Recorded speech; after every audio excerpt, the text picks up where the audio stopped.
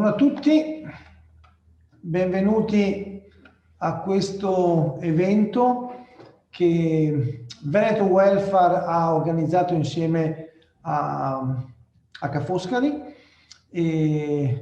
L'intervento di oggi ha lo scopo in particolare di mettere mano a un tema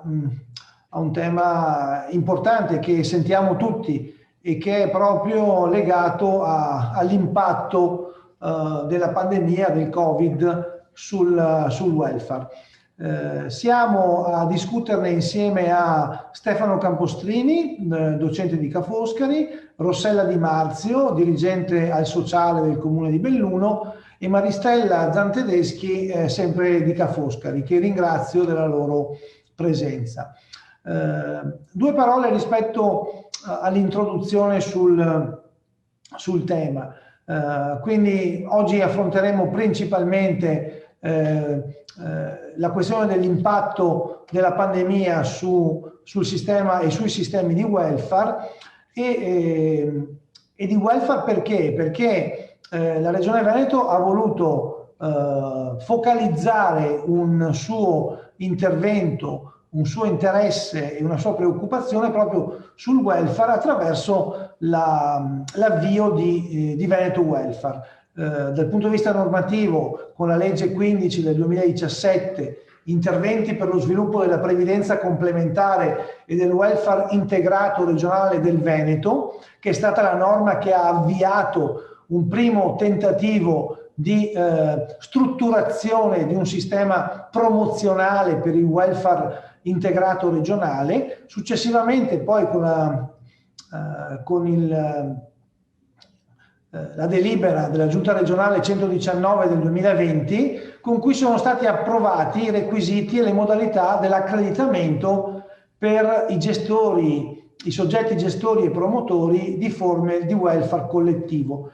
In questo modo la Regione attraverso Veneto Welfare, che attualmente è ospitato all'interno di Veneto Lavoro, ha avviato un meccanismo di accreditamento dei fondi previdenziali, pensionistici, sanitari, degli enti bilaterali e del welfare territoriale ed aziendale, con lo scopo di raccogliere queste esperienze e promuoverle. Il criterio promozionale è legato soprattutto alla valorizzazione dei fondi, in particolare i fondi pensionistici e sanitari, che investono il loro patrimonio nella Regione Veneto. Questo è lo scopo con cui Veneto Welfare è nato e con cui sta andando. È evidente che Veneto Welfare nell'ambito della sua attività normale ha il compito di analizzare, mettere in linea le migliori prassi, far dialogare le esperienze in un orizzonte di welfare che inizia dall'inizio e termina con la fine della vita attiva. E questo è l'orizzonte su cui i contributi che voi potete trovare sul sito di Veneto Welfare sono incentrati. Oggi ci focalizziamo sul tema effetto Covid sul welfare. Il filo conduttore sarà proprio l'integrazione tra welfare di comunità e welfare aziendale, passando appunto tra il percorso dei problemi che ci sono e delle modalità con cui gli attori stanno operando. Inizieremo con i tre interventi dei nostri relatori e nel frattempo raccogliamo le domande che poi potranno essere successivamente poste all'attenzione per un secondo giro di interventi. Gli interventi saranno di circa 15 minuti a testa. Inizia Stefano Campostrini, che ci aiuta ad entrare proprio sulle disuguaglianze, sul vedere se sono cresciute le disuguaglianze con particolare riferimento a istruzione, lavoro e salute. Prego Stefano, a te la parola. Grazie Tiziano e buon pomeriggio a tutti. merita un attimo una premessa, perché il tema delle disuguaglianze è uno di quei temi che sentiamo che rischiano di passarci sopra pensando che sia il problema di qualcuno, di qualche poverello, e ci sarà la Caritas che se ne occupa. In realtà le disuguaglianze è uno di quei grandi temi che io metterei vicino ai cambiamenti climatici, che apparentemente è un problema di qualcuno, e dopo, pian piano, scavando e col passare dei giorni, scopriamo essere un problema di tutti, e scopriamo con nostra grande sorpresa che magari ci può interessare anche direttamente anche noi, perché Vaia ci ha distrutto il bosco dove andavamo a funghi, piuttosto che la nostra attività è stata sospesa per delle inondazioni. Perché è un tema di tutti? Perché è un tema molto attuale? Beh, la prima ragione è perché, come per i cambiamenti climatici, ha subito un'accelerazione che non si erano mai viste in tempi passati. Non è che le disuguaglianze prima non ci fossero, le disuguaglianze ci sono sempre state, disuguaglianze di reddito, disuguaglianze di salute e quant'altro. Però, paradossalmente, in un mondo che complessivamente è più ricco, se guardiamo il PIL, se guardiamo il progresso, se guardiamo a 1000 indicatori, questo correre verso una maggiore ricchezza e un maggior benessere sta producendo in maniera sostanziale un aumentare anche delle differenze fra chi sta meglio e chi sta peggio. Perché interessa a tutti? Perché è abbastanza dimostrato che al di là di un tema a me personalmente molto caro, al quale sono molto sensibile, di giustizia, che secondo me per un progresso dell'umanità non ci può essere un progresso senza giustizia, ma questo è un ragionamento filosofico. Anche in un ragionamento egoistico si è dimostrato che dove ci sono più disuguaglianze ci sono più problemi, l'economia fa più fatica ad andare avanti, e altri argomenti legati al benessere, cito un cavallo di battaglia di qualche parte politica qualche anno fa, il tema della sicurezza, per esempio, è fortemente legato alle disuguaglianze. Dove ci sono forti disuguaglianze, ci sono anche seri problemi in termini di sicurezza. Ecco, allora, questo è un tema che tocca tutti e deve toccare tutti. È un tema che ha una sua complessità, perché le possiamo vedere da quelle più, fra virgolette, semplici, più misurabili, le disuguaglianze di reddito e di risorse finanziarie, a quelle che sono forse quelle più eclatanti, tipo le disuguaglianze di salute. Diceva Martin Luther King, fra tutte le disuguaglianze di salute sono quelle più scioccanti e più ingiuste in maniera sostanziale. Però comunque, al di là di come uno le vuole vedere, forse la cosa che non si coglie è di quanto siano tutte queste interconnesse. Il dottor Barone prima citava in modo particolare il riferimento ad alcuni temi: istruzione, lavoro, salute. Bene, sappiate che questi temi sono fortemente interconnessi, perché non c'è un posto dove ci sono disuguaglianze di istruzione che non si riflettono in disuguaglianze di reddito, o non si riflettono in disuguaglianze di salute. E anche la salute, che è l'handout forse più eclatante, più interessante, più evidente, è fortemente legato a tutti gli altri pezzi. Che cosa ha fatto la pandemia? Beh, la pandemia ha un duplice effetto, diretto e indiretto. L'effetto diretto è quello sulla salute, e quello determinato dai lockdown, dalle restrizioni. L'effetto indiretto è quello come causa di crisi economica. E non è nuovo il fatto, nel senso che sempre nel passato le pandemie sono anche state cause di crisi economiche. I motivi sono molto semplici e credo che siano evidenti, su questi non mi soffermo, ma vorrei e porre in evidenza e magari citare anche qualche numero per far capire come questo duplice effetto in realtà contribuisce entrambi questi effetti, queste categorie di effetti contribuiscono ad aumentare le diseguaglianze. La crisi economica, questo è forse più facile, ma lo abbiamo già visto perché abbiamo una storia recente dalla quale stavamo appena uscendo come Paese Italia, della grande crisi economica dello scorso decennio, iniziata nel 2008, che ha visto avere un impatto molto forte soprattutto sulle categorie più deboli e in termini globali soprattutto sugli stati più deboli, ma anche dentro agli stati l'impatto, chi ha pagato di più una crisi che era nata come crisi finanziaria non sono stati quelli che avevano in mano gli strumenti finanziari, ma sono stati quelli che anzi si ritrovavano nelle fasce più basse della popolazione, aumentando per questo le disuguaglianze.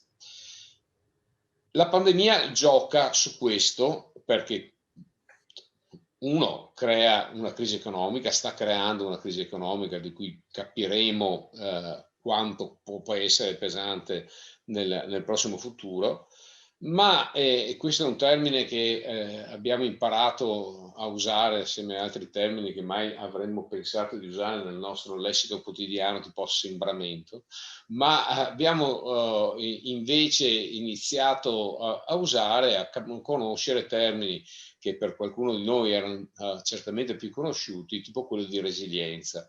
Resilienza è la capacità di reagire di fronte a un qualche shock endogeno, cioè ti cambia la situazione e per esempio si parla di resilienza anche come effetti, come capacità di reagire a cambiamenti climatici, e anche qua si vede che gli stati più poveri hanno minor resilienza di uno stato più ricco. Qui invece parliamo di resilienza anche a livello individuale, a livello di singole famiglie e spesso a livello di comunità.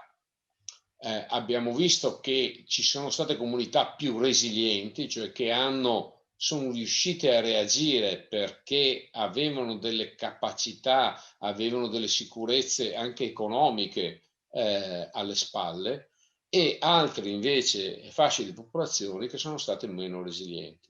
E questo su tutti gli aspetti, dall'aspetto economico, ma quello è più facile da capire, all'aspetto di salute, che comunque abbiamo detto che non è indipendente da questo, ma perché? Questo forse è più difficile da capire. Dice, ma il virus è fortemente democratico, si è sentito anche dire questo. Poi non guarda in faccia a nessuno. Beh, non è vero, perché al di là del virus che sappiamo colpisce più gli anziani, ma colpisce anche chi ha una serie di patologie, chi ha una serie di cronicità. E se andiamo a guardare i dati sulla popolazione anche italiana, che è messa meglio in termini di disuguaglianza di salute rispetto ad altri paesi come gli Stati Uniti, perché abbiamo un sistema sanitario universalistico, però se andiamo a guardare i dati sulle patologie, scopriremo che esistono grosse differenze tra fasce sociali. Esistevano già prima. La differenza in termini di mortalità, tanto per prendere l'ultimo indicatore di salute, fra un laureato e chi invece ha la terza elementare è di qualche anno, non di qualche mese, di qualche anno, oggi in Italia, anzi ieri in Italia, prima del Covid.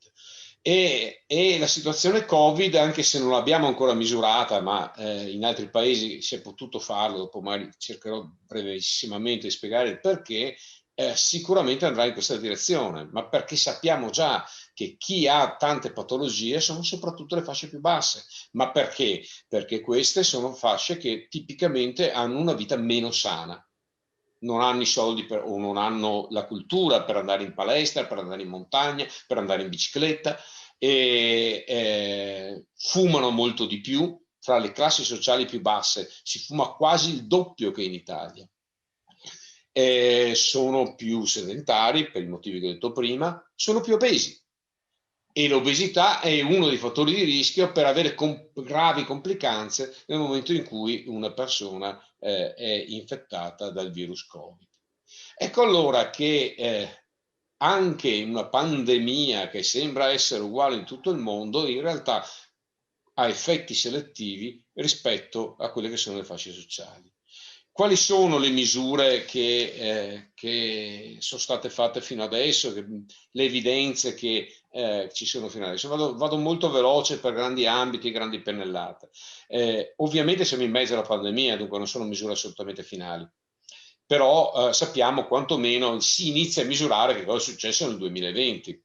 Ad esempio, l'Istat ha misurato in termini di impatto della pandemia sul mondo del lavoro, e se c'è stato, sembra una buona notizia, una riduzione della disoccupazione, buona notizia molto in parte, perché sappiamo benissimo che questo è dovuto a un fattore che si è abbassato il lavoro, si è abbassato le persone che cercano lavoro e sono stati bloccati i licenziamenti.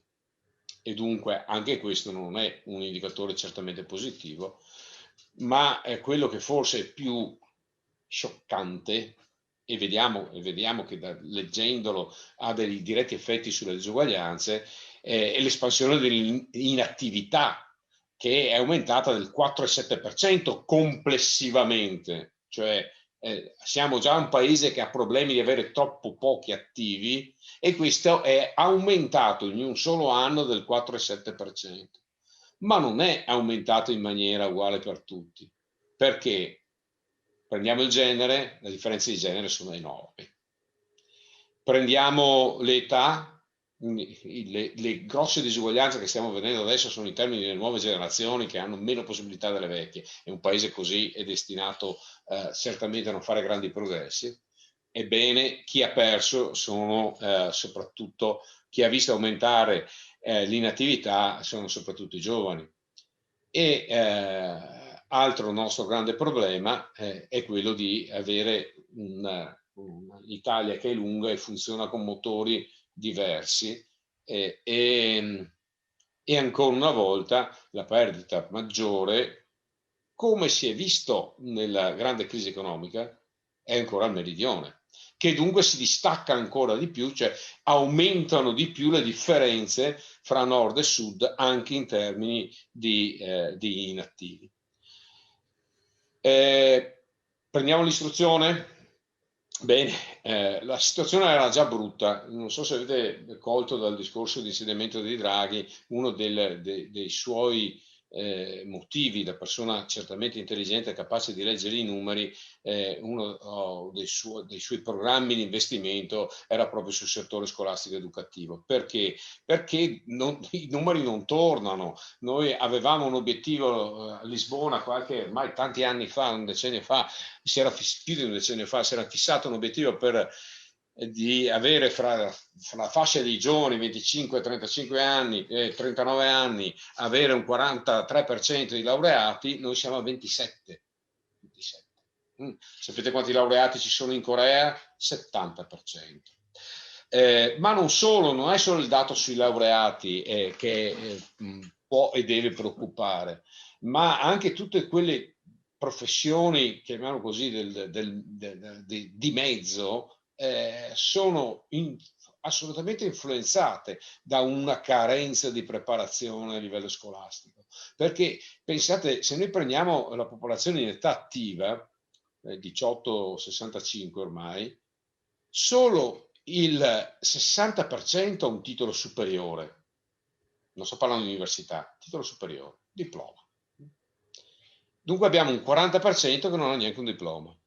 Che cosa è successo con la pandemia? Con la pandemia lo sappiamo e lo abbiamo visto, guardiamo anche i primi rapporti che escono, per esempio quello di Open Policy sulle disuguaglianze educative. Quante famiglie hanno fatto fatica a comprarsi un computer, molto banalmente. E ancora una volta, mi verrebbe da dire, piove sul bagnato, cioè aumentano le differenze. E dunque chi probabilmente dopo si iscriverà all'università e avrà quel percorso, diciamo, relativamente favorito, non ha avuto questo tipo di problemi, pur avendo dei problemi che sappiamo con la didattica a distanza sussistono per tutti, ma chi invece si trovava già in situazione di deficit questa è stata maggiorata, con fenomeni anche che dobbiamo ancora misurare di assenteismo e probabilmente di dropout, che saranno tutti da valutare, ma che sicuramente aumenteranno proprio su quelle fasce di popolazione. Reddito. Qui i dati ci sono, al di là della perdita complessiva di PIL, c'è un'indagine della Banca d'Italia, per esempio, che ha fatto sulle famiglie, sul campione significativo di famiglie italiane, e cogliendo tutti i diversi aspetti, cioè mettendo insieme lavoro, reddito, eccetera. Per esempio, il 20% di chi ha figli, dunque già si trova in un impegno maggiore, ha dovuto lavorare meno. E dunque una famiglia su 5 ha visto il reddito ridursi perché si doveva accudire i figli. La prospettiva economica per il 23% delle famiglie intervistate è negativa. Il calo di reddito, quelli intervistati in aprile, è stato del 50%, è andato un po' meglio a settembre, nel secondo giro di interviste, è stato del 30%, cioè comunque sempre una famiglia su 3. Le disuguaglianze di reddito comunque erano già consistenti in Italia, non paragonabili come altri paesi tipo gli Stati Uniti, perché abbiamo un sistema di tassazione progressivo che in realtà un po' colma queste disuguaglianze di reddito. Però che non è solo reddito, ma è anche risorse finanziarie, noi abbiamo il 20% più ricco che detiene il 70% delle risorse. Ultimo dato che vi do sempre sul discorso della disponibilità finanziaria e soprattutto dei redditi.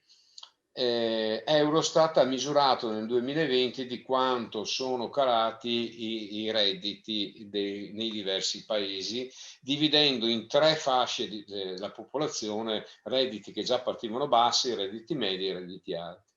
Se confrontiamo 2 paesi, ad esempio confrontiamoci con la solita Germania prima della classe, la Germania non solo ha avuto una diminuzione molto più bassa, ma anche perché diciamo che ha pesato un po' meno la pandemia in quel paese, perché ha avuto una diminuzione del 4% del reddito. Però la differenza che c'è fra i redditi medi, bassi e alti è trascurabile. Tutti hanno perso più o meno il 4%. In Italia invece com'è andata? I redditi più alti hanno perso solo il 2%, dunque meglio che in Germania. Ma i redditi più bassi hanno perso il 10%. E dunque vedete le disuguaglianze che già c'erano, il fenomeno pandemico le ha aumentate. Sulla salute, chiaramente, come ho detto prima, tutto è collegato e dunque non abbiamo ancora dei risultati, perché i risultati che abbiamo però li abbiamo per classi di età e non li abbiamo per fasce di popolazione. Però dove per esempio questo è stato misurato, si è visto come alcune fasce di popolazione, tipicamente, torno a ripetere, le più deboli, sono state colpite molto di più, anche in termini di mortalità, che uno dice è l'indicatore finale, no? E com'è che un gruppo di popolazione ha avuto più morti che un altro? È così. Recentemente è stato pubblicato un articolo sugli Stati Uniti che hanno fatto un esame di quanto si è perso in speranza di vita alla nascita fra sottogruppi di popolazione divisi per razza, e non solo i neri hanno perso molto di più dei bianchi, cioè i bianchi hanno perso 1 anno di vita, 1 anno e mezzo di vita, e i neri hanno perso più di 2 anni di vita. Ma interessante è il caso degli ispanici, che nonostante avessero livelli di reddito più bassi mediamente della popolazione bianca, avevano un'aspettanza di vita più lunga, probabilmente per una serie di comportamenti e anche per comportamenti più salutari che hanno rispetto alla popolazione bianca. Bene, questo gap, che in questo caso era favorevole agli ispanici, è stato annullato dal Covid. Cioè la mortalità ha colpito molto di più gli ispanici e dunque quel po' di vantaggio che avevano in speranza di vita lo hanno perso tutto e sono arrivati a livello dei bianchi, se non un po' peggio. Questo per dire che certamente l'impatto, allora certamente avevamo un problema che dovevamo affrontare e la pandemia ha impattato su questo problema in maniera devastante, cioè accentuandolo ancora di più. Ecco, allora la domanda è come fare? Dobbiamo in qualche modo correre i chiari e qui chiaramente nel tema di oggi, il discorso del welfare, dunque le disuguaglianze, viene a essere un tema prioritario. E cito solo uno dei problemi in termini di politiche che, se ci sarà tempo, magari riprenderemo, che è quello del multilivello, perché per esempio il Next Generation sicuramente darà opportunità per ridurre queste disuguaglianze. Facevo l'esempio si sta lavorando a Roma per il piano per il Next Generation e per esempio è venuto fuori il discorso degli asili nido e della possibilità di investire sugli asili nido legati, vi ho detto, alle disuguaglianze di partecipazione al lavoro. Abbiamo una partecipazione al lavoro femminile del 40% nel meridione e del 60%, in nostra regione arriva quasi al 70%. E allora è chiaro che questo può essere una grande opportunità, però l'Europa dà solo soldi per investimenti strutturali e i comuni cosa fanno? Aprono il classico, fanno la loro casetta che dopo vuota e nessuno la utilizza. Allora servono, e su questo chiaramente tornerò perché avendo esaurito il mio tempo non riesco a fare ragionamenti troppo complessi, ma servono delle politiche che devono essere pensate in termini di multilivello, serve la politica a livello nazionale, serve la politica a livello regionale e serve la politica infine a livello locale. E anche qua dobbiamo domandarci chi è in grado di farla. Certamente, vi dico già subito il mio pensiero, i piccoli comuni non saranno in grado di farla. E allora come si fa? Direi che ho parlato abbastanza, Tiziano. Anzi, forse ho parlato qualche minuto in più. Grazie Stefano, hai fatto la relazione introduttiva, quindi era giusto anche lasciarti lo spazio. Chiedo a Rossella Di Marzio, che per il comune di Belluno si occupa di sociale, di dirci che cosa sta succedendo nei comuni non solo nei singoli comuni, ma nei comuni che fanno anche da capofila della rete dei comuni del territorio, diciamo che fanno un po' come le province una volta. Che cosa sta accadendo dal punto di vista della domanda di servizi e quindi di bisogni di welfare? Prego, Rossella. Allora, grazie, buongiorno e assolutamente grazie per l'invito e anche per riservare questo spaccato a quelli che sono gli aspetti proprio dell'operatività, no? Io vi parlo proprio da operatore dei servizi e quindi con questa vicinanza assoluta a quello che sta accadendo in questo momento. Allora, come diceva il professor Campostrini, cioè, sicuramente sì, il Covid ha avuto è stato questo grande fenomeno di stress test e soprattutto credo per i servizi dei comuni. In particolare in relazione a due punti che vorrei sottolineare. Uno che per noi ha sicuramente significato anche come reinterpretare quel principio di sussidiarietà verticale, no? Nel senso che il comune è il primo riferimento per i cittadini, quindi di fronte a, come dire, all'emergenza, come si istituisce la COC, no? Che diventa il primo livello emergenziale, cioè i servizi immediatamente, come dire, sono stati un pezzo della COC o sono stati, come dire, una realtà attiva, molto attiva, quindi anche dovendo assumere una velocità nel lavoro dei servizi completamente diversa rispetto a quello che eravamo abituati a fare. E l'altra grande questione ha riguardato i comuni come destinatari di risorse nell'immediato, cioè se penso all'ordinanza sui buoni spesa che l'abbiamo sentita al telegiornale alle 8:30 e al pomeriggio del lunedì, no? Di domenica l'abbiamo sentita annunciata e il pomeriggio del lunedì erano già in cassa i fondi, quindi anche con una corsa nel riuscire ad erogare nell'immediato delle dei benefici, dei contributi, delle misure, no? Di sostegno a quel momento di particolare condizione anche di gravità, no? di incertezza, di fatica per tutti. Come dire, quella è stata una prima soglia di lavoro che abbiamo dovuto affrontare, a cui poi, come dire, si sono a mano aggiunte tutta un'altra serie di misure per arrivare a quello che è chiesto ai comuni capofila di essere in qualche modo, di svolgere questa funzione di regia rispetto a dei territori, nel nostro caso anche il territorio più ampio del Veneto, quindi con i 46 comuni, di cui immaginate, cioè solo 17 sono sotto i 1000 abitanti, il più piccolo a 260 abitanti. Quindi immaginiamo come riuscire a costruire delle politiche o come riuscire a costruire quel livello di qualità necessario che oggi ci viene chiesto su più piani.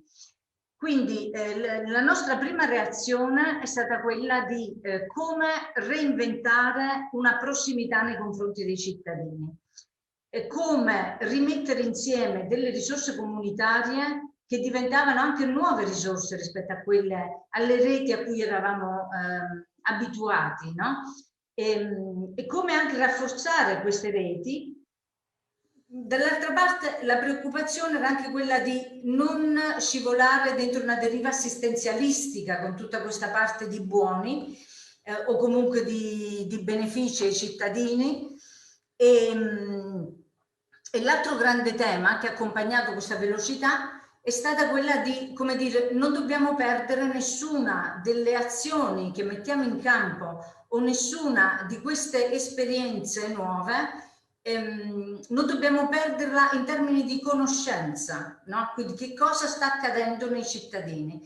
Tant'è che ci siamo assolutamente impegnati come comune a produrre tutta una serie di report, no? Su tutte le attività che stavamo svolgendo, no? Quindi proprio per cercare di intercettare meglio questa domanda che si poneva in modo inedito, no? Per tutti noi.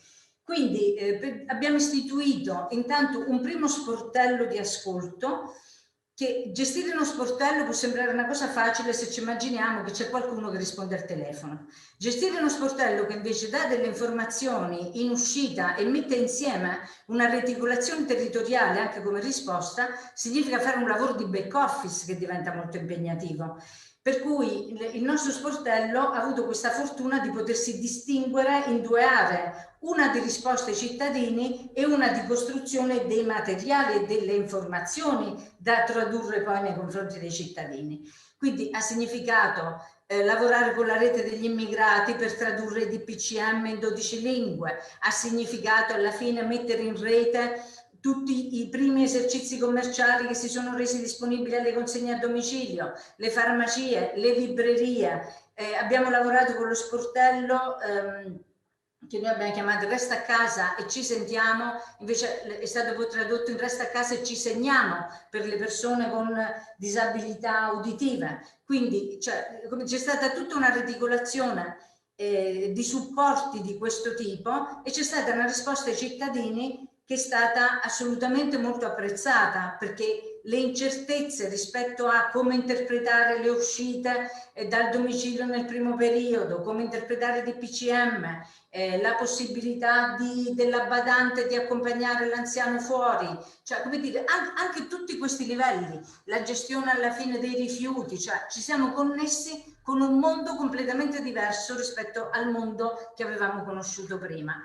A questo tipo di attività dello sportello si è poi aggiunta la funzione dell'ascolto delle persone positive a domicilio, perché anche lì c'era una quotidianità da sostenere. Quindi la cosa che forse io ho apprezzato di più, ecco, dentro tutta questa questione di difficoltà, è stata anche questa riconferma di servizi sociali di grande prossimità, quindi di servizi sociali con questa apertura ad aspetti della quotidianità, no? Quindi il fatto di essere vicini nel capire come far arrivare il farmaco, come collegarsi con protezione civile, come gestire la questione dei rifiuti con la partecipata del comune, quindi mettendo, come dire, insieme tutte queste reti. e lì c'è stato, come dici, nelle prime 3 settimane abbiamo risposto tipo a 1400 telefonate, cioè c'è stato veramente un pullulare di domanda, ma è stato utile come dire, avere anche questo tipo di feedback poi dai cittadini. La seconda grande operazione sicuramente la possiamo intanto circoscrivere alla questione dei buoni spesa, che ovviamente adottando modalità diverse, no? Rispetto alla solita procedura della domanda, della istruttoria, del colloquio, del servizio, no? Quindi questa necessità invece di acquisire una velocità diversa. Noi nella prima fase abbiamo acquisito le domande attraverso un modulo Google, no? Questo quindi ha significato che ogni mattina eravamo in grado di scaricare centinaia di domande, ma anche riuscire a tradurle immediatamente in formati Excel che ci consentivano di leggere quantomeno provenienze, caratteristiche, composizioni dei nuclei familiari, tipologie di spese dichiarate all'interno della documentazione. E qui, come dire, sono emersi una serie di dati assolutamente interessanti. In prima battuta, no, all'interno si diceva ma no, queste persone non saranno in grado di utilizzare un modulo Google, cioè chi è che ha internet, chi è che, cioè, no, perché c'è ancora, come dire, quello stereotipo del povero ma povero che dorme sulla panchina. Qui siamo invece di fronte a una trasformazione assolutamente epocale. Quindi persone assolutamente tutti in grado di produrre domanda attraverso il telefonino, attraverso il computer, attraverso quello che si aveva a disposizione. Quindi ci sono arrivate sostanzialmente tutte così. Abbiamo avuto più di 1000 domande per 2680 persone coinvolte nei nuclei familiari. Inizialmente si è supposto che ci fosse una grande predominanza di cittadini stranieri, quando invece abbiamo avuto il 67% di cittadini italiani.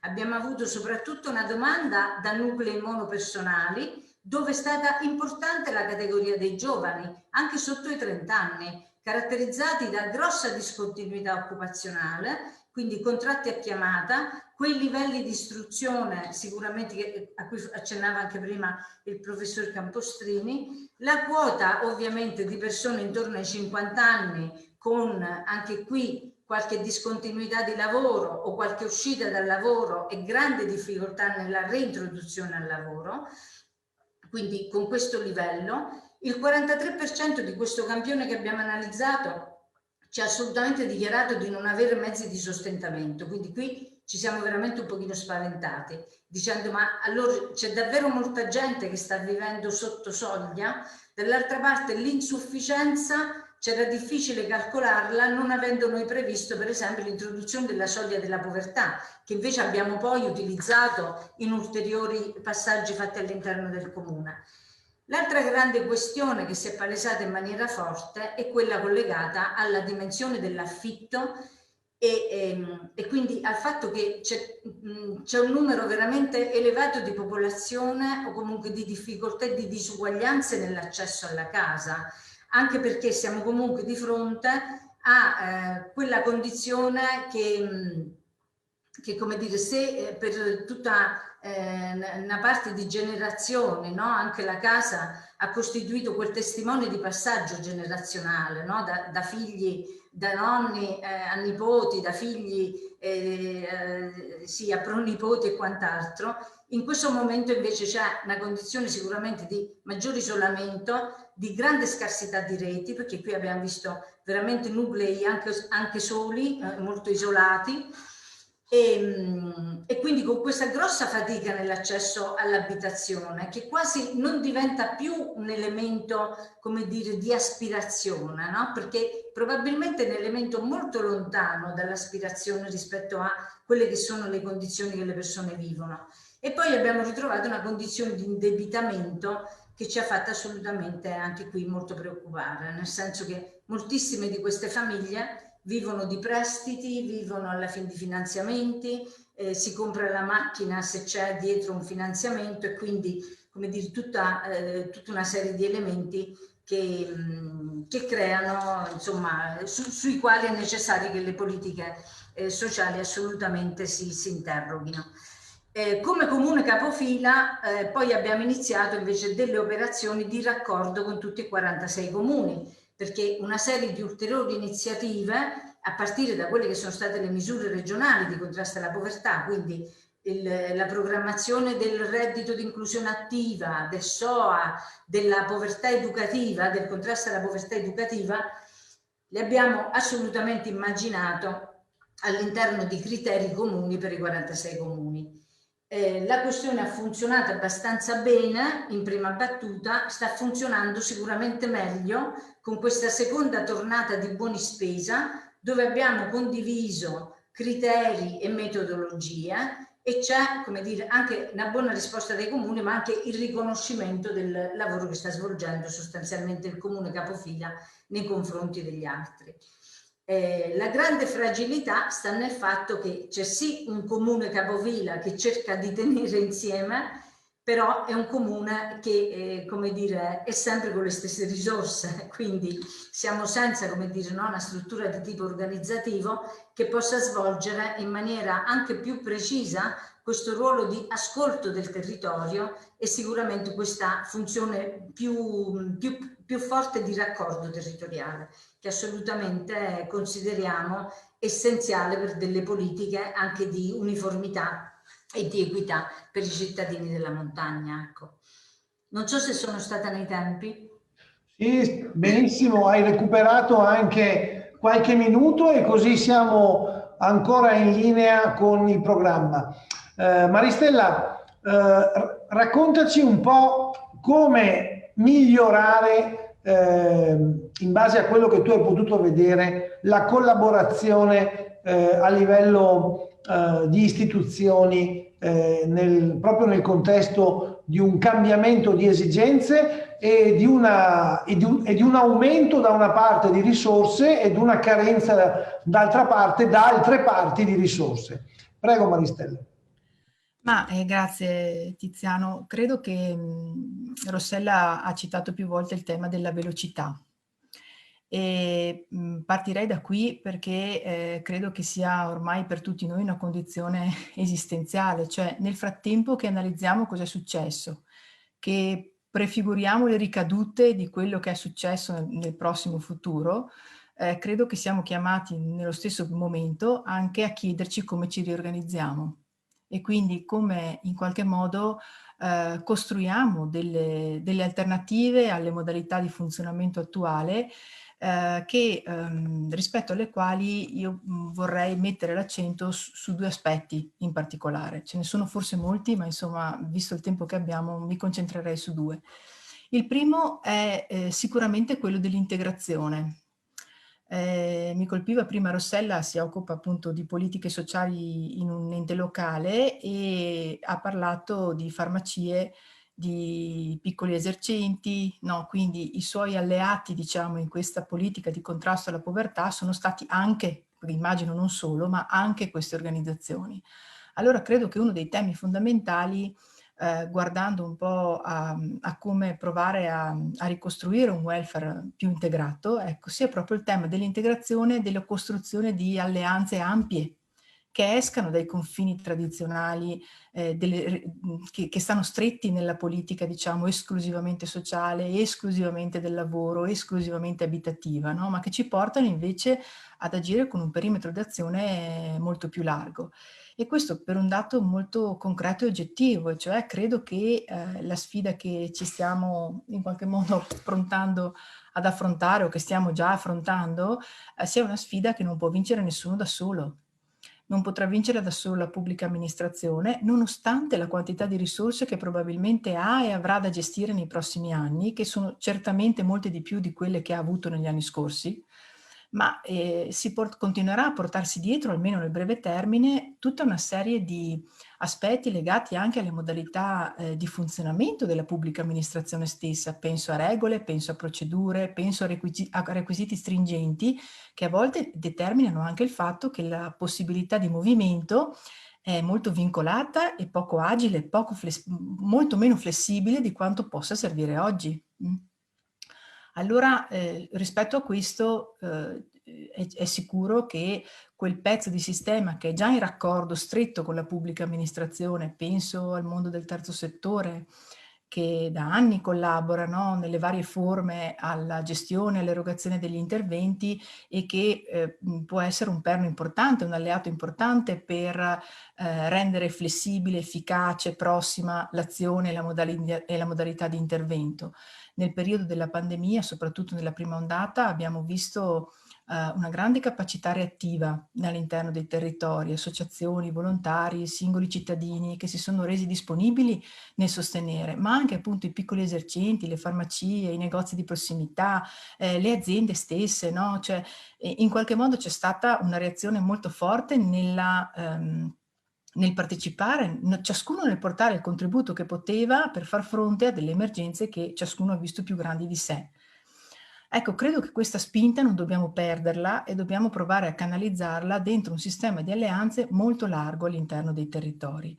Credo che sia importante anche perché, soprattutto se vogliamo provare ad uscire dall'ottica di un welfare che è solo riparativo, cioè di un welfare che si occupa dell'emergenza, esclusivamente della grave condizione della persona che si trova in uno stato di indigenza o di bisogno, no? Ma che si preoccupa prima di arrivare in questa condizione qui, no? Anche in ottica emancipativa delle persone e dei territori, e che quindi è un welfare che per esempio è capace di promuovere le pari opportunità. Vedevo un commento in chat prima, un welfare che promuove la natalità, oltre a promuovere l'invecchiamento attivo, ad accompagnare nelle transizioni. È diventato normale perdere il lavoro, deve essere normale ritrovarlo. Non possiamo immaginare di ritornare alla condizione in cui una persona entra da giovane in un'azienda e ci passa i 45-50 anni che servono per arrivare alla pensione. La mobilità lavorativa è un dato di fatto, il tema è che dobbiamo accompagnare le transizioni. Allora un welfare, come dire, proattivo, attivo, è anche un welfare che è capace non solo di rispondere nella situazione di bisogno, ma è un welfare che anticipa quella situazione, no? Prima Rossella diceva, abbiamo tante famiglie che ci dicono che non hanno la capacità di far fronte ai prossimi mesi nel caso in cui oggi mi si interrompa l'erogazione del reddito. Questo vuol dire che sono in una condizione di precarietà enorme.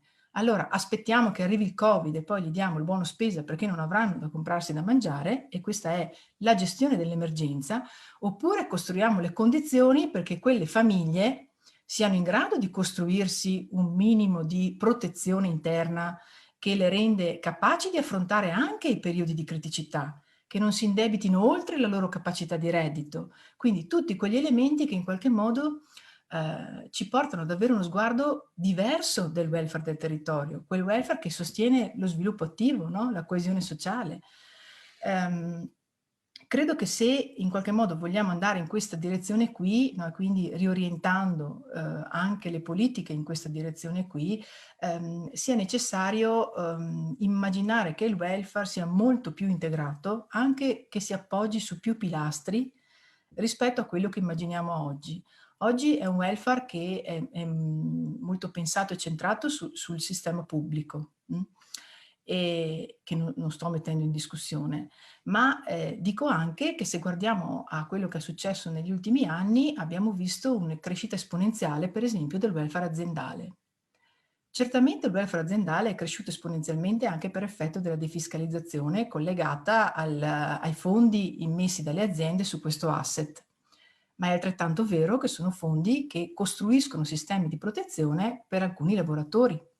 Allora, da un lato abbiamo, diciamo così, un pezzo di sistema che contribuisce a costruire maggiore protezione, dall'altro è un pezzo di sistema che sappiamo che produce ulteriori disuguaglianze perché si rivolge solo a certi lavoratori che stanno in certe aziende che hanno capacità di investimento sul welfare aziendale e che non solo, ma che orientano il welfare aziendale anche alla protezione sociale e non ad altre forme di benefit, per esempio. Se però osserviamo con un po' di lente di ingrandimento, vediamo anche che anche il welfare aziendale negli ultimi anni sta un po' cambiando forma.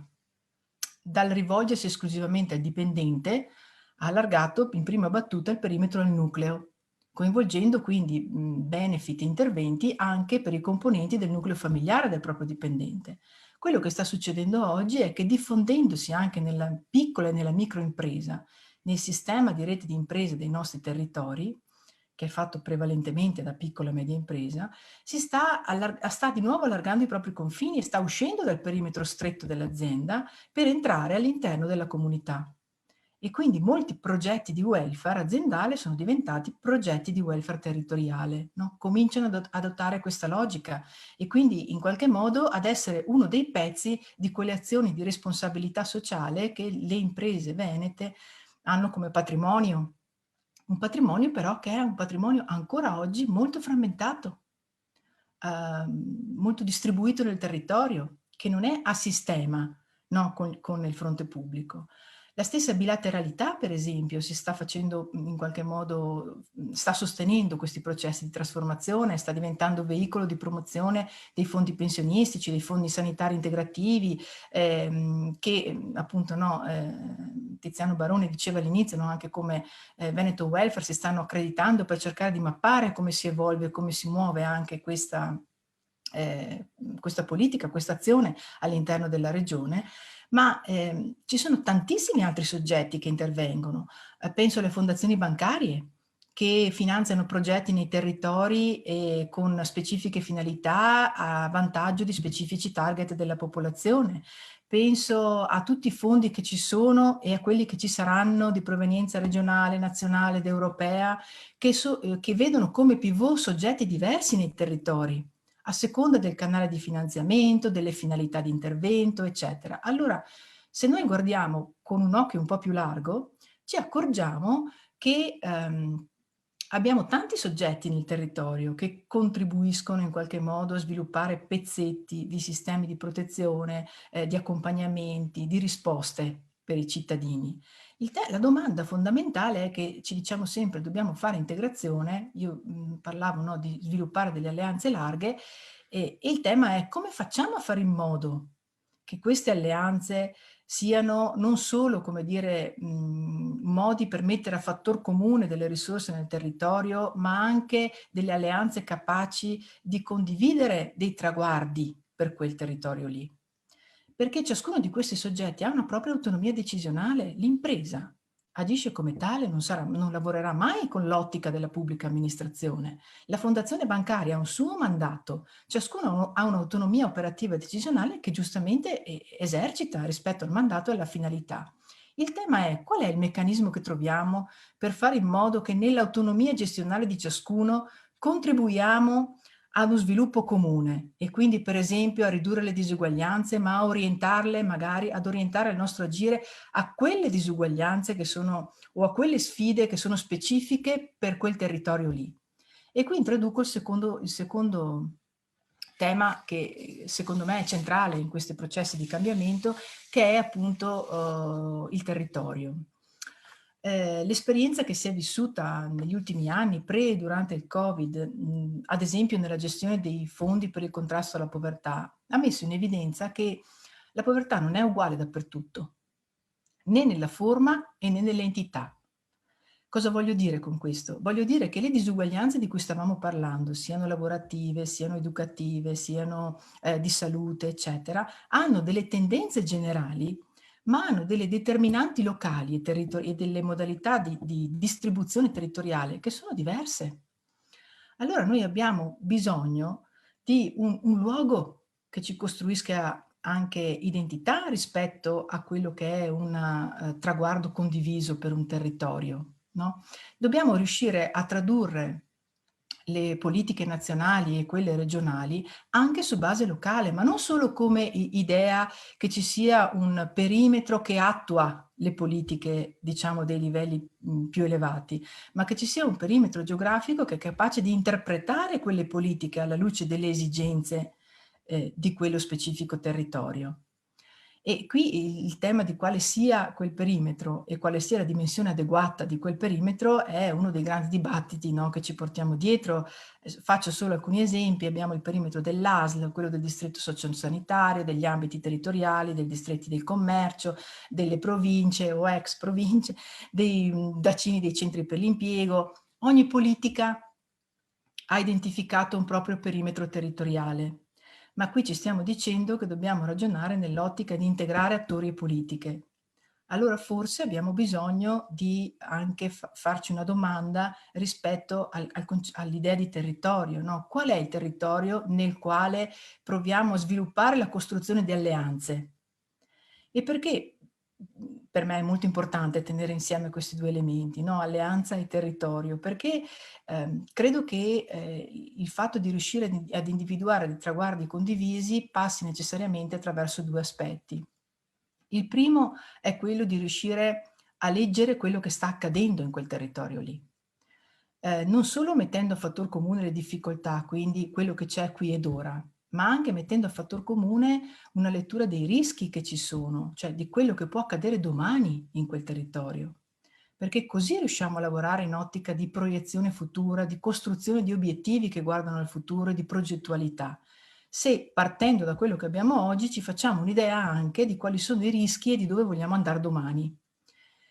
Il secondo aspetto è che credo che sia necessario provare a mettere a fattor comune tutte le esperienze, le opportunità, le risorse che in quel territorio sono generate, che, ripeto, transitano attraverso attori, soggetti, opportunità e finanziamenti diversi. Questi due elementi qui, una lettura condivisa delle conoscenze e una messa a fattor comune delle risorse e delle opportunità, sono due prerequisiti essenziali per poter condividere un'idea di prospettiva e anche per poter immaginare che ciascun attore, nella sua autonomia decisionale, possa contribuire a quella prospettiva lì. Per cui, per esempio, trovare la modalità per cui evitiamo di avere 4 finanziamenti che sono dedicati alla stessa fascia di popolazione e un'altra fascia di popolazione che magari non ha le caratteristiche specifiche, che è un pochino fuori dal parametro di reddito, che però si trova in difficoltà o è esposta a un determinato rischio, non possa avere nessun sostegno, nessun intervento. Ma in modo complementare si può provare ad agire per rispondere in modo più trasversale.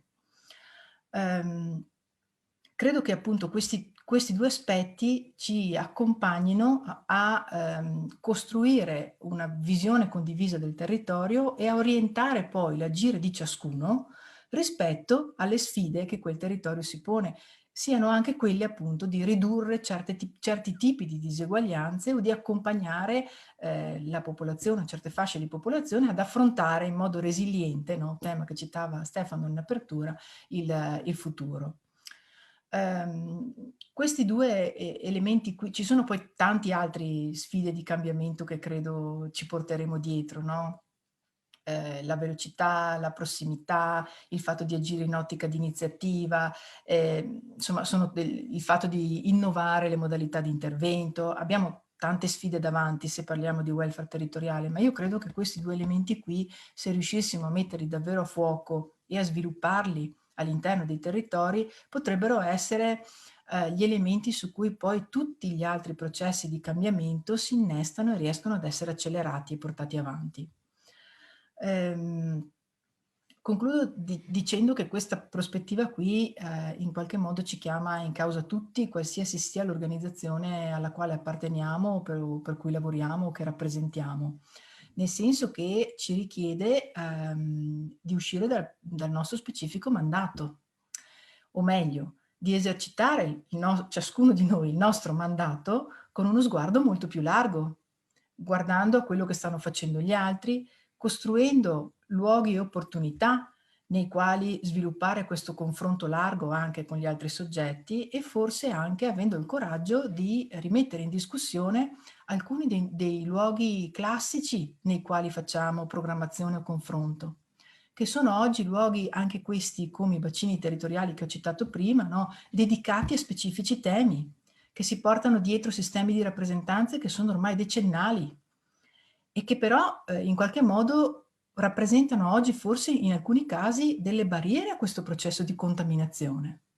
Allora dobbiamo farli evolvere dobbiamo costruire le opportunità per accompagnare questi luoghi di confronto, ad allargarsi, ad ampliarsi, ad includere il confronto con le altre politiche, con gli altri soggetti locali, portare nelle politiche sociali le rappresentanze delle parti economiche, per esempio, no? Mettere insieme lavoro, politica sociale, abitare. Cioè, abbiamo delle sfide importanti davanti, dove un'alleanza territoriale forte è certamente indispensabile, se vogliamo appunto riuscire poi anche a incanalare tutte gli sforzi, le opportunità e anche le risorse che arriveranno rispetto a dei traguardi e a delle sfide che condividiamo all'interno dei territori.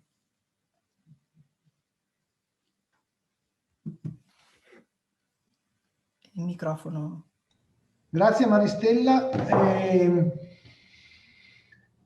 Nel raccogliere le domande per il secondo giro, volevo fare due osservazioni a partire dall'esperienza che Veneto Lavoro ha fatto proprio all'interno diciamo del welfare territoriale. Quindi al di là dell'attività di accreditamento su cui stiamo operando in questa fase. Noi abbiamo dato un contributo importante alla direzione dei servizi sociali della Regione Veneto realizzando il sistema informativo sociale lavoro, che ha lo scopo di consentire la tracciatura di tutte le misure che sono rivolte al sociale, che sono finanziate dalla Regione Veneto e che vengono quindi tracciate da tutti gli attori che la gestiscono, sostanzialmente in primis tutti i comuni della Regione Veneto che gestiscono il REI, il RIA e così via, oppure altri strumenti. Questo ci consente finalmente di poter avere una tracciatura, almeno per la parte in questa fase delle misure finanziate dalla Regione per quanto riguarda il sociale. Tenete conto che tutta la parte che riguarda la tracciatura delle politiche attive, che sono tirocini, formazione, accompagnamento alla ricollocazione, sono già tracciate all'interno dei sistemi di Veneto Lavoro. Questa operazione, che poi successivamente potrà avere un collegamento stabile con gli archivi dell'INPS, che sono gli altri fornitori delle politiche sociali, mi consente di fare due considerazioni. La prima, che in questa fase poter possedere una infrastruttura informativa e conoscitiva dei movimenti legati al lavoro, quindi alle assunzioni e alle politiche, dei movimenti legati alle misure sociali e quindi il SILS, è fondamentale, nel senso che senza una infrastruttura che garantisca il giro che presidi il giro delle informazioni, le politiche non trovano un monitoraggio, ma nemmeno una valutazione. Il secondo elemento è che, tenendo conto, stamattina è uscito un bel articolo sul Gazzettino, un editoriale di Alberto Brambilla, Itinerari previdenziali. Lui ci ha raccontato sostanzialmente di quali sono le misure della spesa sociale. Stiamo parlando di 488 miliardi nel 2019, nel 2012 erano 432 miliardi. La spesa per le pensioni complessive, anche con invalidità, vecchiaia e superstiti, è pari a 230 miliardi, di cui alla fine, tenendo conto della parte legata agli interventi assistenziali, che sono più o meno 20 miliardi, e delle tasse che sono contenute, alla fine in pensioni noi stiamo parlando sostanzialmente di circa 157 miliardi, che sono il pacchetto pensioni che viene finanziato di fatto da aziende e lavoratori. Nel contempo, di quei 488 miliardi del 2019, la spesa assistenziale è arrivata a 114 miliardi e quindi questa crescerà ancora. Capite bene che 114 miliardi che non riusciamo a tracciare nel territorio è un bel problema, nel senso che facciamo fatica a sapere che cosa sta succedendo, tenendo conto che nel frattempo la povertà è cresciuta, sia la povertà assoluta che quella relativa, e comunque il dato del nostro paese che il finanziamento della spesa sociale a causa dell'evasione fiscale e contributiva è pari al 60%, che non viene pagata dagli italiani, che non paga né IRPEF né contributi. Capite bene che noi comunque siamo in una situazione in cui dobbiamo mettere mano alla tracciatura sia di come spendiamo e come anche raccogliamo le risorse. In questo senso io credo che ci sia tutto uno spazio di ottimizzazione delle risorse che è abbastanza evidente, nel senso che esistono misure rivolte o al lavoro o al sociale o una via di mezzo, che sono finanziate in parte dallo Stato, poco per il lavoro, molto per il sociale, in parte dalle regioni, più sul lavoro che sociale. Poi ci sono le fondazioni bancarie, poi ci sono gli enti bilaterali e i fondi previdenziali. Quindi abbiamo una montagna di ricchezza che viene in qualche modo distribuita nel territorio, che averne almeno contezza per quanto riguarda le misure che vengono erogate al fine di evitare la sovrapposizione. Questo mi pare un elemento importante. Peraltro, pensando poi alla sfida anche della programmazione europea, chiaramente ragionando sull'architettura delle misure su cui dovremo ragionare in termini anche di investimento, pensare a interventi universalistici distinti da interventi sperimentali. Il finanziamento al risultato ormai è diventato nelle politiche del lavoro una cosa normale. Ti pago a raggiungimento prevalentemente di un certo risultato occupazionale. La logica del cofinanziamento. Io credo che sia necessario mettere mano a tutti questi elementi. Vengo alle domande, così facciamo il giro. Ce n'è una rivolta a Stefano Campostrini. Il ruolo delle scelte fiscali, in che misura possono aumentare o diminuire le diseguaglianze? Prego Stefano. Ma in parte hai risposto, un pezzettino hai risposto già tu, Tiziano, nel senso che il sistema italiano è un sistema progressivo e già questo rispetto per esempio a quanto sono aumentate le diseguaglianze in sistemi non progressivi e vedi Stati Uniti, più o meno le diseguaglianze erano partite in maniera simile in Italia e Stati Uniti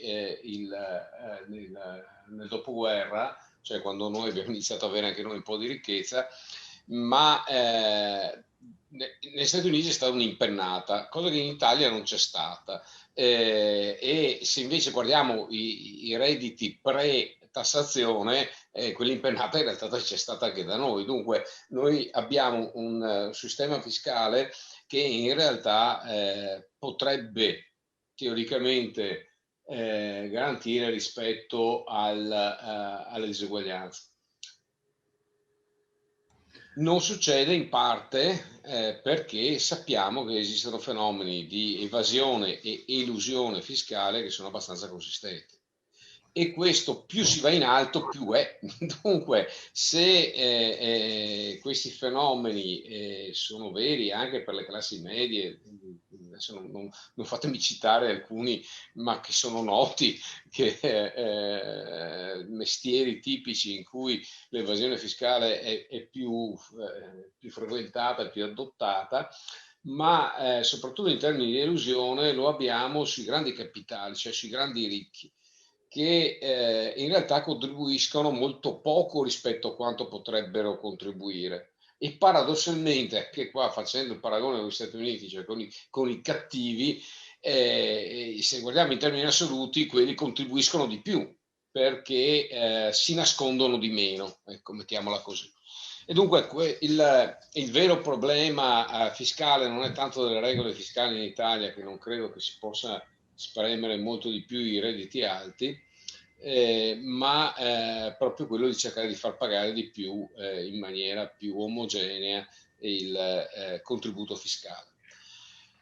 Ci sono altri temi che magari tocco molto velocemente, Tiziano, visto le domande, sono molto procedi. del lavoro rispetto a investimenti sul lavoro, rispetto a investimenti assistenziali. Beh, vi rispondo con, io sono fra l'altro direttore di uno Yunus Center che abbiamo aperto a Ca' Foscari. Yunus è, per chi non lo conosce, l'inventore del microcredito, premio Nobel per la pace. E quando lui è interrogato su questi temi dice la risposta è molto semplice: se tu dai $1 in carità, finito quel dollaro è finita la sua capacità di creare benessere alle persone. Se tu quel dollaro lo dai a una persona perché finanzi, questo faceva l'esempio del microcredito, finanzi il suo lavoro, quel dollaro può diventare 10, può diventare 100 domani. E dunque non posso che condividere questa visione del mondo e dire che il problema della povertà anche in Italia, come altri problemi, alcuni citati prima, meridione e quant'altro, si risolvono solo con efficace politica del lavoro. Perché quando ci sarà una partecipazione al lavoro, ma anche il problema generazionale, pensate a quello generazionale, sarà che un figlio di 25 anni, ma sono particolarmente sensibile, ma non è pensabile che un paese possa guardare il futuro se le giovani generazioni si trovano peggio messe delle vecchie. E dunque questi differenziali devono essere un modo per affrontarli, sicuramente il modo principale, il modo primo che deve essere visto è proprio quello delle efficaci politiche del lavoro. E su questo comunque alcuni accenni anche stessa Maristella l'ha fatto, cioè capendo il mondo in cui siamo, capendo che il mondo è cambiato, cerchiamo di dare dei sostegni non tanto a chi, non solo a chi momentaneamente perde il lavoro, ma la cosa più importante è che lo trovino subito un altro, cioè di far circolare. Lasciatemi solo un'altra battuta su questo. Questo non può non collegarsi col discorso a cui facevo accenno prima, che è il discorso della formazione, perché anche lì la flessibilità del lavoro e le nuove skill e quant'altro non possono che venire da un sistema formativo che è efficace anche nel darle. E noi sulla formazione, su tutta la formazione stiamo investendo decisamente troppo poco. Dunque non faccio solo la lamentela giusta che alle università vengono date veramente troppe poche risorse da troppi anni, ma non vengono date risorse neanche per fare quella formazione tecnica di cui c'è tanto bisogno per chi appunto quel famoso 40% che non ha neanche un diploma. Avessi un diploma tecnico di un certo livello, probabilmente vivremmo tutti in uno stato molto più ricco.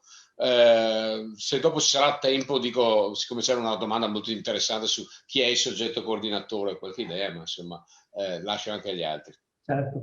Rispondo al volo a Stefania che chiede se Veneto Welfare supporta o prevede la progettazione e implementazione di reti di welfare aziendali. In questo momento Veneto Welfare non supporta la progettazione, supporta e favorisce l'accreditamento anche di reti aziendali e quindi di reti territoriali aziendali al fine di poter valorizzare anche attraverso la promozione, ma non solo la promozione, gli interventi che sono presenti nel territorio. Quindi in questo momento il suggerimento è guardarsi il sito www.venetowelfare.com e per chi è interessato accreditarsi nelle 4 linee di accreditamento.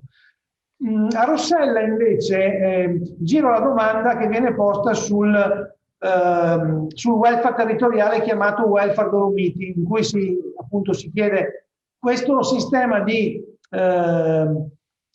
collaborazione, di dialogo tra le parti istituzionali, gli stakeholders, le parti sociali, rappresenta un punto di valore. Io sostengo che è un punto di valore importante a condizione che ci siano delle risorse che vengono poi distribuite, perché poi se non ci sono le risorse si fa fatica a trovarne una ragione superiore, però potrei anche sbagliarmi. Prego Rossella.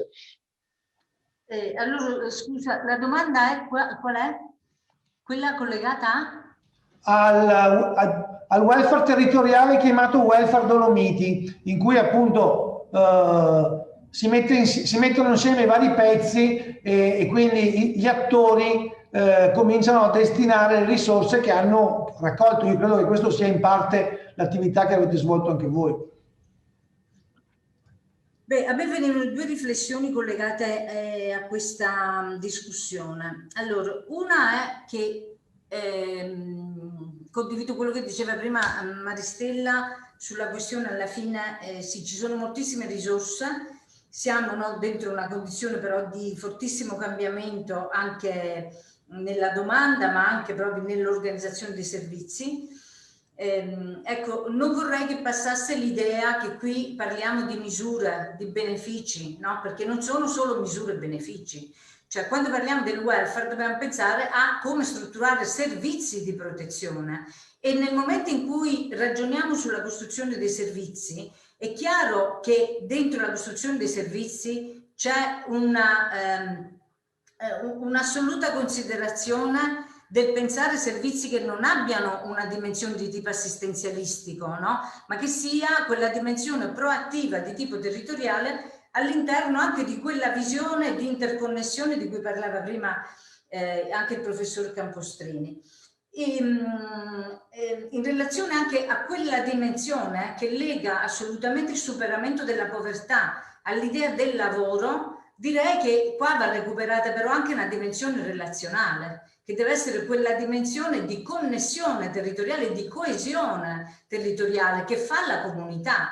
Quindi dobbiamo immaginare, come dire, dei servizi che abbiano una grossa connotazione di territorialità, che siano spinti da come dire, da una traiettoria che è quella dell'attivazione, della capacitazione delle persone, ma anche trovando spazi inclusivi che possono anche non avere a che fare direttamente con il mondo del lavoro, ma avere a che fare anche con mondi che riguardano alla fine, no, gli altri spaccati di cui si vive all'interno di una comunità. Se penso, noi stiamo tentando per esempio, no, di mettere insieme, anche attraverso sostegni delle fondazioni bancarie, progetti innovativi, che significa costruire snodi territoriali che mettono insieme la visione dell'ambiente con la visione della montagna, con la visione del turismo, con la visione della cultura, con il GAL e con tutti quelli che sono gli artefici di quel territorio, costruendo lì dentro degli oggetti di sviluppo di comunità. Quindi, come dire, con questo tipo di approccio riusciamo a farlo però, come dire, dentro questa situazione di fragilità di sistemi di servizi, dove c'è, come dire, la passione o la voglia di qualcuno di starci dentro, no?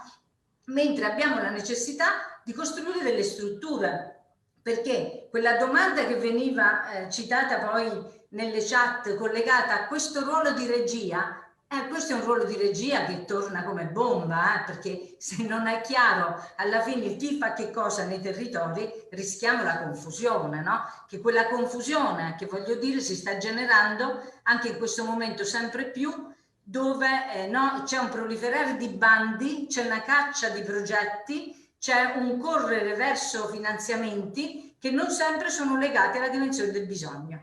E quindi, come dire, qua va recuperata anche invece probabilmente questa lettura e questa necessità di veicolare le risorse all'interno di traiettorie che siano efficaci per i bisogni del territorio. Non so se sono stata... Chiaro Rossella. Prima di dare di passare la palla a Maristella, faccio una brevissima osservazione. L'esperienza del reddito di cittadinanza per la parte sociale e lavoro ha rappresentato, almeno per quanto riguarda l'organizzazione che io rappresento, che è il sistema dei centri per l'impiego, una grandissima opportunità di rinsaldare la collaborazione con i comuni proprio per trattare meglio le singole persone nella traiettoria che va dal sociale al lavoro, oppure nel borderline lavoro e sociale. In più, l'esperienza dei PUC è un'esperienza secondo me straordinaria, perché per la prima volta, nonostante tutti i problemi del reddito di cittadinanza, si è costituita un punto di offerta di progetti che possono essere facilmente attivabili e che sono esattamente adeguati alle persone che fanno fatica a entrare nel mondo del lavoro direttamente. Quindi è un bene quello che è successo in questi mesi nel reddito di cittadinanza, soprattutto nella collaborazione centri per l'impiego, almeno per quanto ci riguarda, e comune. Maristella, la questione del livello territoriale è emersa in diverse domande, e quindi qualcuno dice: chi è che può avere la funzione di regia? Oppure questa frammentazione di progetti come la possiamo affrontare? A te ma credo che uno dei nodi sia che abbiamo appunto alla stessa regia frammentata, no? Perché ovviamente ogni pezzo di politica ha un pivot di regia diverso all'interno dei territori. Allora, io metterei l'accento su due temi rispetto a questa cosa qui. Uno che è legato appunto a dove collochiamo, no? Se immaginiamo di andare in questa direzione, qual è l'idea che abbiamo del luogo dove si esercita questa regia, e quindi dove si costruisce questa alleanza larga, dove si mettono a sistema le risorse, dove si integrano le politiche, eccetera, eccetera. L'altro è sull'idea stessa che abbiamo di regia, perché credo che dobbiamo confrontarci anche su questo. Allora, sul primo punto è la domanda delle domande, mi viene da rispondere, no? Nel senso che oggi, diciamo così, certamente nella nostra regione stiamo assistendo, forse con più enfasi rispetto al passato, ad una spinta verso i comuni nell'integrazione rispetto all'esercizio di molte competenze, tra cui le competenze sociali. Credo che questa sia una strada vincente da un certo punto di vista, che è ancora molto in salita su tanti fronti, che deve trovare anche un suo assetto, non solo come dire, amministrativo, territoriale, ma anche di modello organizzativo o di modelli organizzativi che rispondano alle esigenze dei territori. Per esempio, insomma, adesso forse Rossella lo potrà anche dire, ma territori che hanno un comune capoluogo di provincia assieme a comuni di 200 abitanti, capirete che le esigenze di due amministrazioni così sono distanti sideralmente, cioè, sia come assetto di partenza che come punto d'arrivo. Allora, immaginare appunto una spinta ad un processo di gestione associata di alcune funzioni, di alcune competenze dei comuni, certamente ci può garantire di riuscire a promuovere di integrare questa regia in un bacino territoriale abbastanza ampio per fare in modo che certe politiche si confrontino con altre che hanno già dimensioni di governo di questo livello. Penso alla sanità, penso alle politiche del lavoro, no? Quindi serve che appunto anche le politiche e le competenze comunali trovino una propria capacità di esprimersi ad un livello territoriale che è più alto rispetto a quello del singolo comune. Il secondo elemento, che è quello di quale regia parliamo, lo pongo perché la regia a cui si è abituati prevalentemente fino ad oggi è quella di governare avendo le risorse in mano. Quindi si esercita una regia partendo dal presupposto che governo anche le risorse e che quindi come soggetto che esercita la regia posso determinare anche dove vanno i finanziamenti. Se ci mettiamo nell'ottica di voler integrare anche le risorse e i finanziamenti e quindi di attrarre i finanziamenti privati, di orientare i finanziamenti pubblici, di orientare le politiche di welfare delle imprese verso obiettivi comuni, dobbiamo anche cambiare le strategie di governance territoriale. Non sono le stesse che possiamo usare quando in qualche modo teniamo anche i cordoni della borsa, no? E quindi credo che questo ci porti anche a fare un ragionamento su quali sono queste nuove strategie di governance, cioè su quali sono i passaggi su cui è necessario lavorare nella costruzione di queste alleanze. Prima citavo il tema di avere una lettura integrata del territorio, la consapevolezza condivisa di quali sono le sfide territoriali è un elemento essenziale. Se ciascuno pensa e ha una visione del territorio completamente diversa, ognuno andrà per conto proprio. La costruzione di luoghi che definiscono sfide comuni per il territorio è un altro elemento essenziale. perché se io sono un'impresa che ha sempre avuto una, diciamo così, una propensione ad assumersi delle responsabilità anche sociali e quindi a fare interventi che vanno fuori dal perimetro dell'esercizio di impresa in senso stretto, dove oriento i miei sforzi? Li oriento secondo la mia sensibilità o li oriento dentro un panorama, una cornice comune che abbiamo condiviso e che mi dice che... Scusa Maristella, perché dicendo questo stai rispondendo anche all'ultima domanda che è arrivata, cioè che dicono ma chi è che fa la lettura di questi bisogni che cambiano di continuo? Certo. Nessuno in particolare, ma tutti assieme. Certo, Perché è fondamentale, cioè il ruolo della rete non è un valore solo perché fare rete è bello, no, perché è molto più efficiente e più efficace nel sapere anche leggere il territorio, perché non è che il professore universitario è più bravo degli altri, il professore universitario ha alcuni strumenti, ma l'impresa ha i suoi e il suo punto di vista, le associazioni, il privato sociale ha il suo, il pubblico ne ha un altro. Se si mette tutti assieme questi è più facile, non solo, ma in maniera anche molto dinamica, non che leggiamo il territorio una volta di 10 anni, continuiamo a leggere per cogliere quali sono i bisogni nuovi. Scusa se ti ho interrotto, ma mi sembrava molto interessante collegarlo a questa domanda che abbiamo ricevuto. Anche perché hai citato altri due elementi essenziali, no? La dinamicità, abbiamo detto prima, la velocità, cioè la tempestività dei sistemi informativi oggi è essenziale, e la disponibilità di dati, che è l'altro tema che citavi